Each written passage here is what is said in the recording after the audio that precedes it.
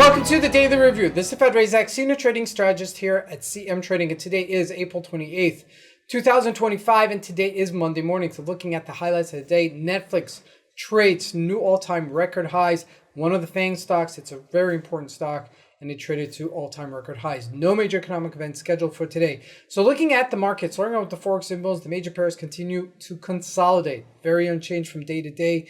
And as we look at the indices, the Dow Jones and the NASDAQ, just slight gains.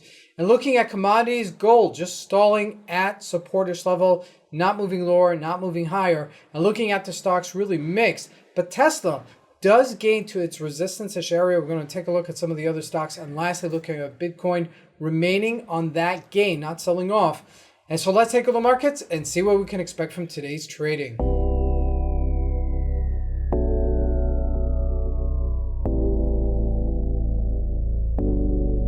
So here we go. First with the Euro USD, yes, it's unchanged. Yes, it's hanging out on that top side. It's not getting lower. It's not getting higher. So it's really unchanged. I'm going to have to look for some sort of head play, meaning to say one of these major Forex symbols is going to go first, and then it's going to follow. The other ones are going to follow. So looking at it, I would bet my bottom dollar almost that the Japanese yen would be the first one to go. So let's see if it does make a correction either on the upside or the downside. But for right now, I don't want to jump into anything.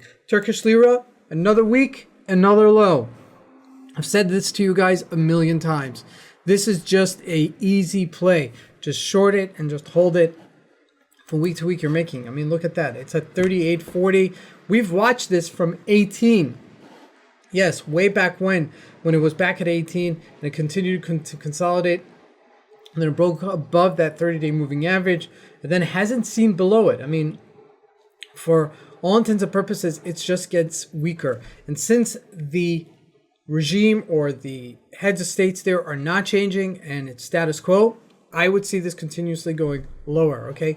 Now looking at commodities, gold just hanging out on supportish level, 32.91, nothing doing there really. However, looking at the U.S. markets, this is what's interesting.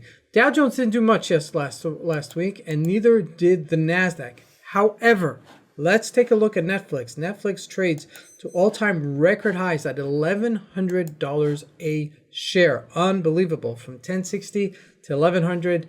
It did make a huge comeback. This is kind of expressing to itself that this is stronger than the market, okay? So stronger than the market will eventually catch up to it, hopefully, okay? But let's see at the stocks. Microsoft did pivot upwards, okay, on resistance-ish level. And I did mention Tesla is on resistance-ish level, even though it came out with poor sales this past quarter. I'm betting that the next 2-3 quarters are going to make up for it. And that's why the stock is making a comeback, okay? So keep that in mind as we look at Tesla. Let's look at some of the other FANG stocks also.